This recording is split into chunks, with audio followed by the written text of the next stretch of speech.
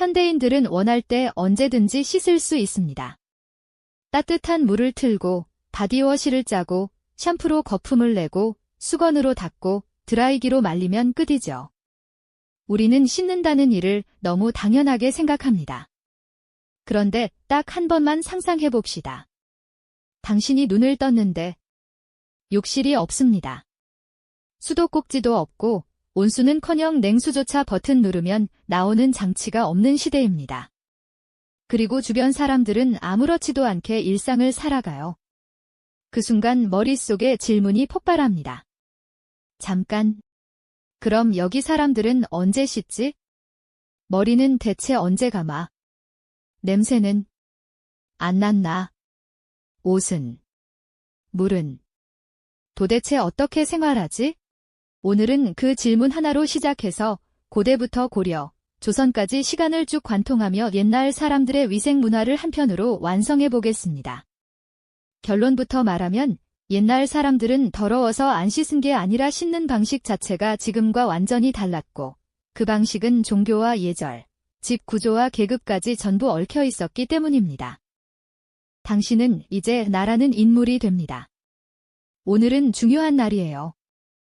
혼례를 앞둔 날일 수도 있고 제사를 앞둔 날일 수도 있고 관청에 들어가 윗사람을 뵙는 날일 수도 있습니다. 현대라면 샤워 한 번 싹 하고 나가야지 하면 끝이지만 이 시대의 나는 그렇게 간단하지 않습니다. 여기서 목욕은 기분 전환이 아니라 정결입니다. 목욕은 땀을 씻어내는 행위를 넘어 내 몸과 마음에 붙은 부정과 찝찝함을 털어내고 큰일을 치를 준비를 하는 의식, 내 가까운 행동이라는 거죠. 그래서 기록을 살펴보면 우리가 생각하는 것 같은 매일 전신 목욕은 거의 없고 대부분 큰일을 앞둔 사람, 치료 목적이 있는 사람, 혹은 특별한 이유가 있는 사람이 목욕을 합니다. 왜 그랬을까요? 목욕이 너무 어렵거든요. 물을 길어와야 합니다. 그 물을 데워야 합니다. 씻고 나면 다시 정리하고 처리해야 합니다. 현대의 샤워는 욕실이 모든 걸 해결해주지만 옛날의 씻기는 생활 노동입니다. 물은 자동으로 나오지 않아요. 누군가가 떠오르고 누군가가 옮기고 누군가가 데워야 합니다. 그러니 전신을 통째로 씻는 건 매일 하기에 너무 비싼 일이 됩니다.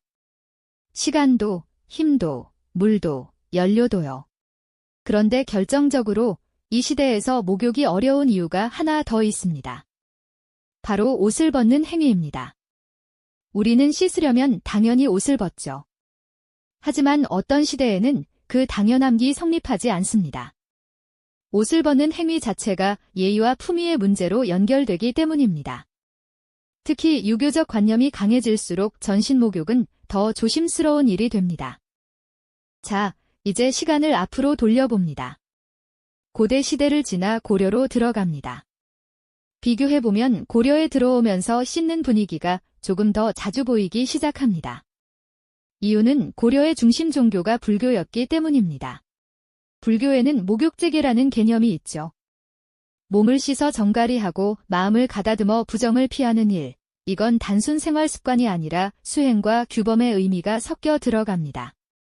그러니까 목욕이 단순히 깨끗해지려는 행위가 아니라 몸을 씻으며 마음까지 정돈하는 행위가 되는 겁니다. 그래서 고려로 오면 씻는 행위가 문화적으로 조금 더 자연스러워지고 정당화되는 틀이 생깁니다. 물론 여기서도 오해하면 안 됩니다. 자주 씻었다가 현대 기준의 매일 샤워는 아닙니다. 그 시대에서 자주란 우리가 생각하는 것보다 훨씬 느린 속도예요. 다만 중요한 건 고려에서는 씻는 이유가 더 많아지고 그걸 받아들이는 분위기가 있었다는 겁니다. 그리고 다시 시간을 한 번 더 돌립니다. 조선으로 들어오는 순간 공기가 확 바뀝니다. 조선의 중심은 유교입니다. 유교는 예절과 격식을 극도로 중시했고 몸가짐과 체면을 중요하게 봤습니다. 여기서 전신 목욕은 딱 하나의 문제를 건드립니다. 옷을 벗어야 한다. 유교적 시선에서 옷을 벗는 건 부끄러움과 예의의 경계에 걸려있는 행위가 됩니다. 그러니 조선에 이르러 목욕 풍습이 많이 쇠퇴했다고 설명되는 것도 자연스럽죠. 그렇다고 해서 조선 사람들이 안 씻었느냐? 그건 아닙니다. 사람은 안 씻고 못 삽니다. 대신 조선은 전신욕이 아니라 부분욕으로 현실적인 해답을 찾아갑니다. 우리가 상상하는 목욕은 통째로 씻기인데 조선의 씻기는 나눠서 씻기입니다. 조선시대 가옥에는 목욕탕이 따로 없었고 궁궐도 마찬가지였습니다. 대신 세숫대야와 물을 받쳐주는 시중 장면이 등장합니다. 물은 틀면 나오는 것이 아니라 받아오는 것입니다. 그러니 물을 어떻게 쓰느냐가 곧 생활의 기술이 됩니다. 세숫물과 손 씻는 물, 발 씻는 물, 양치에 쓰는 물 등 용도를 나눠 따로 받아 쓰는 풍습이 전해집니다. 손과 발은 하루에도 여러 차례 씻었고 양치할 때는 소금을 사용했으며 전신욕은 어려워도 아랫부분은 매일 씻었다고 추정됩니다. 즉, 통째로 씻기가 어렵다 보니 꼭 필요한 곳을 자주 씻는 방식으로 적응한 겁니다. 머리는 더 극적입니다. 머리카락은 한 달에 한 번 정도 감았을 것으로 추정됩니다. 하지만 그건 게으름이 아니라 구조의 문제였습니다. 장발의 망건, 쪽머리, 비녀 같은 정리 장치가 있으니 머리를 한 번 감는 건 지금처럼 3분 샴푸가 아니라 머리를 풀고 씻고 말리고 다시 올리고 고정하는 큰 작업이 됩니다. 그래서 사람들은 매일 아침 머리에 기름을 바르고 천이나 비드로 비듬과 먼지를 털어내며 손질했습니다. 감는 빈도는 낮아도 관리 빈도는 높았던 거죠. 자, 여기서 핵심 질문이 남습니다. 그럼 전신 목욕은 대체 언제 했어? 답은 달력 속에 있습니다. 조선에는 특별히 허용되는 날이 있었습니다. 삼진날, 단오, 유두, 백중 같은 절기에는 신분이 낮은 사람들도 전신욕을 해도 예의에 크게 어긋나지 않는다고 묵인되는 분위기가 있었다고 전해집니다. 그래서 사람들은 그때를 기다렸다가 날 잡고 전신욕을 했죠. 다만 이때도 함부로 옷을 훌렁 벗으면 안 됐고 얇은 옷을 입은 채로 씻어야 했다고 합니다. 최상류층은 온천으로 여행을 가거나 치료 피부 미용 목적의 목욕을 하면서 주기적으로 관리했지만 이들조차 현대처럼 매일 전신욕을 하진 않았습니다. 전신욕은 여전히 특별한 행위였던 겁니다. 그리고 조선의 목욕이 가장 조선다워지는 순간이 있습니다.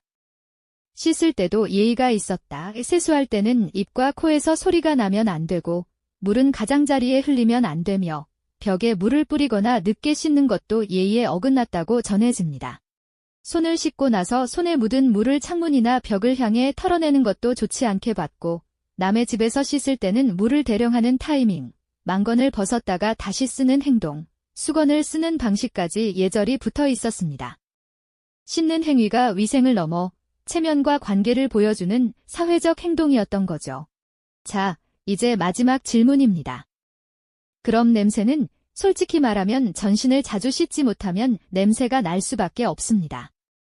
그래서 조선의 사대부들과 부인들은 향이 나는 주머니, 향낭을 차고 다녔다고 전해집니다. 향낭은 사람에게만 다는 게 아니라 책을 보관하는 장소나 가마 안처럼 가까운 공간, 중요한 물건을 두는 곳에도 달아두었습니다. 씻는 방식이 제한된 만큼 향으로 생활 환경을 정돈하려 했던 겁니다. 그런데 여기서 이야기가 끝나면 아직 반만 본 겁니다. 씻기만큼이나 위생을 결정하는 게 하나 더 있거든요. 바로 화장실과 빨래입니다. 이제부터 진짜 현실이 시작됩니다. 당신이 조선의 어느 날 아침을 맞습니다. 속이 불편합니다. 화장실을 가야 합니다. 그런데 현대처럼 변기가 있는 욕실로 가는 게 아닙니다. 집 구조에 따라 다르지만 대개는 바깥쪽에 가니 시설이 있거나 따로 마련한 공간을 이용합니다. 냄새가 많이 나지 않을까 싶죠. 그래서 중요한 게 통풍이고 거리기입니다. 사람들은 생활 공간과 배설 공간을 분리하려고 했습니다. 그리고 배설물은 그냥 버려지기만 한 게 아니라 어떤 경우에는 거름 등 실용적인 방향으로 처리되기도 했습니다. 그러니 화장실 문화 자체가 위생과 생활의 균형 문제였던 겁니다.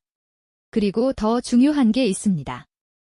우리는 땀 냄새를 씻어서 해결하지만 그 시대는 옷 관리가 위생의 핵심 중 하나입니다. 특히 전신욕이 드문 시대라면 더더욱요. 옷을 자주 갈아입는 것, 옷을 말리는 것, 햇볕에 두는 것, 먼지를 털어내는 것, 통풍시키는 것이 곧 위생 관리였습니다. 옷이 땀과 냄새를 품기 시작하면 몸을 씻는 것만큼이나 옷을 다루는 방식이 중요해지거든요. 여기서 당신은 또 한 번 놀랍니다. 빨래는 대체 어떻게 했지? 현대처럼 세탁기 버튼 하나로 끝나는 게 아닙니다. 빨래는 물이 필요하고 시간을 잡아먹고 노동이 들어갑니다. 그래서 빨래는 매일매일 조각조각 하기보다는 어느 정도 모아서 하거나 계절과 날씨를 고려해 처리하는 생활 리듬 속에 들어갔을 가능성이 큽니다. 햇볕이 강한 날, 바람이 좋은 날, 물이 구하기 상대적으로 수월한 날이 중요해집니다.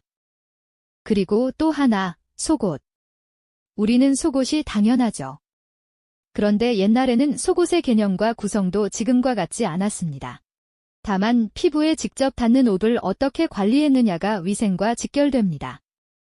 피부에 닿는 천이 땀을 흡수하고 그 천을 어떻게 말리고 갈아입느냐가 곧 냄새와 피부 상태를 좌우하니까요. 그래서 상류층일수록 옷의 수와 관리 여력이 비교적 있었고 평민은 더 현실적인 방식으로 관리에 집중했을 겁니다. 여기서 다시 조선의 겨울을 떠올려 봅시다. 밖은 얼음장이고 물은 차갑습니다. 전신욕은 꿈도 못 꿉니다.